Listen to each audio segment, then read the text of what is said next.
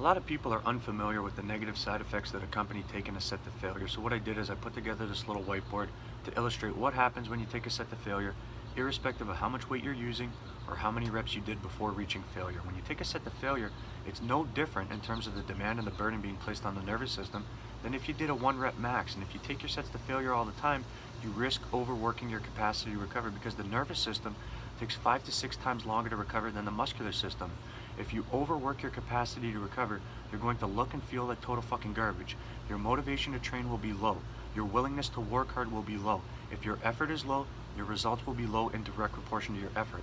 And since it's a virtuous cycle that feeds itself, if your results are low, what's that going to do for your motivation and willingness to work hard to promote the response that you're there to get?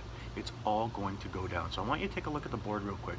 If you wanted to do a set of 1 and reach failure after doing 1, you'd have to pick a really heavy weight, a weight that exceeds probably 98% of what you could lift for 1. So 98, 99, or 100% of what you know you could lift for 1. If you wanted to do a set of 5, you'd have to pick a lighter amount of weight. Let's say you pick 87% of what you could lift for 1. The first rep is going to feel exactly like 87% of what you can lift for 1, but due to the fatigue that you create when you do a repetition, the next rep is going to feel heavier. So the fourth last rep of a set of 5 might feel like 90% of what you could lift for 1. The third last might feel like 93%. The second last like 96%, and the last rep would feel no different than if you were doing a 1 rep max. If you wanted to do a set of 20, you'd have to pick an even lighter amount of weight. Let's say you pick 60% of what you could lift for 1. The first rep will feel like 60% of what you could lift for 1. Now I couldn't fit all 20 reps on the board, so we'll pick up after 12. When you have 8 to go, the 8th last might feel like 77% of what you could lift for 1. The 7th last rep of a set of 20 might feel like 79% of what you could lift for 1. The 6th last like 82.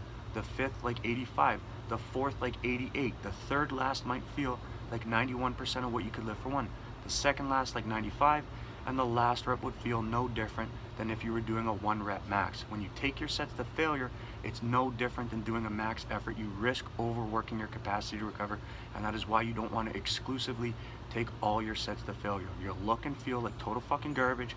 Your motivation to train will go down, your effort will go down, your results will go down, and it's a virtuous cycle that feeds itself. So I wanted to share that real quick because a lot of people think that if they're using a lighter weight, they could take their sets to failure and there's not going to be any negative consequences.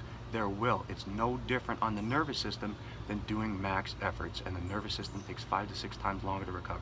If you like the information, share it. Click the fucking button at the bottom of the screen you're looking at. Subscribe to the channel. Support me, and I'm going to keep on bringing it.